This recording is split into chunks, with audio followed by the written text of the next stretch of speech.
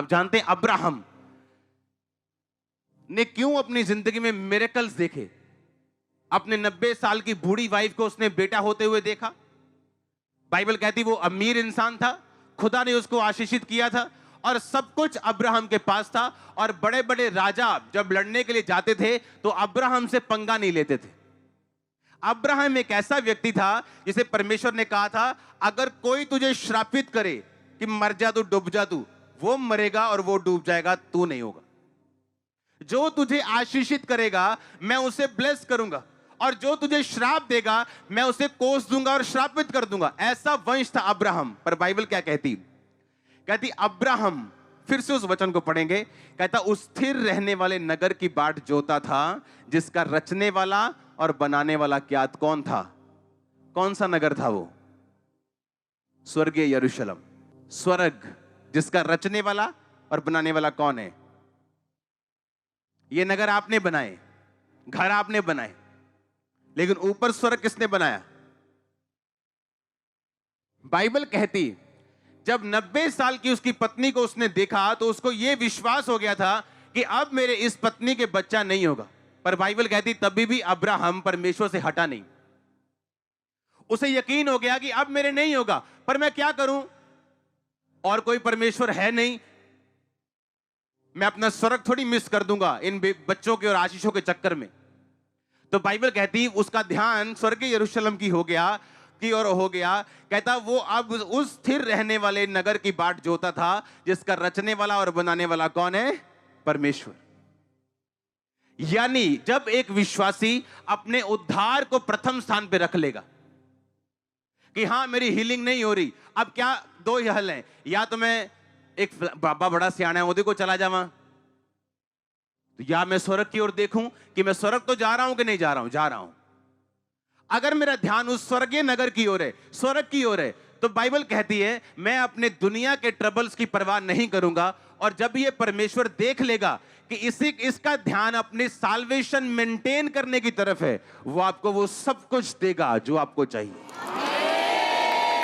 Doctors के पास जाना बुरी बात नहीं, डॉक्टर के पास जाना आपकी साल्वेशन खत्म नहीं करता, क्योंकि डॉक्टर्स परमेश्वर ने खड़े किए। आप समझ रहे क्या? और एक बंदा ऐसा बैठा जो बोला मैं मर जाऊंगा, लुट जाऊंगा, पर बाबे के पास नहीं जाऊंगा। आप समझ रहे हैं?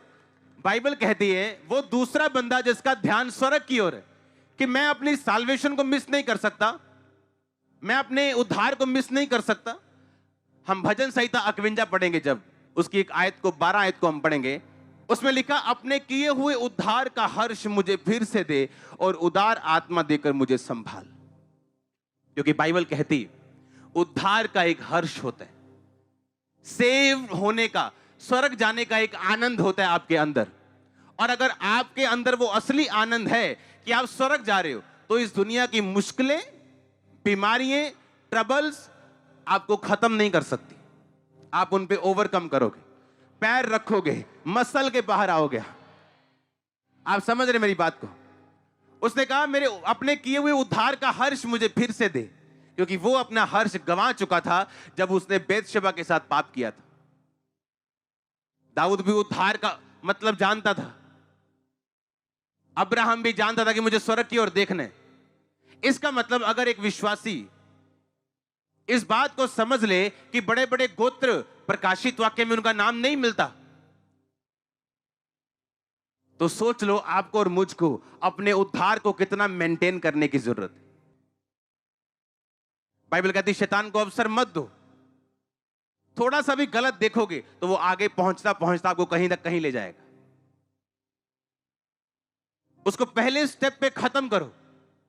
और लिखा जब तुम अपने उद्धार में बने रहोगे तो परमेश्वर जब देखेगा कि ये उद्धार में बना हुआ, इसे और किसी चीज से मतलब नहीं, तो बाइबल कहती परमेश्वर आपको वो सब कुछ देगा जिसका वायदा किया गया। आपको चंगा भी करेगा, आपके बच्चों को महान भी करेगा, आपका सीड बाइबल कहती है महान होगा, आपका वंश महान होगा, सीधे लोगों की संतान आशीष पाएगी, सब कुछ आपके पास होगा। लेकिन वो धन देगा, उसके साथ दुख नहीं मिलाएगा। आप मेरी बात समझ रहे कि नहीं? अगर एक विश्वासी ठान ले कि मुझे अपने उद्धार में बने रहना, ना तो जब मैं ज्यादा खुश हूं तब पाप करना, ना ज्यादा निराश हूं तब पाप करना, मैंने नहीं करना। मैं खड़ा हूं तो भी नहीं करूंगा, गिरा हूं तो भी नहीं करूंगा, खुश हूं तो भी नहीं करूंगा, नहीं खुश तो भी नहीं करूंगा। इस बात को अपनी लाइफ में एक रूल बना के चलना।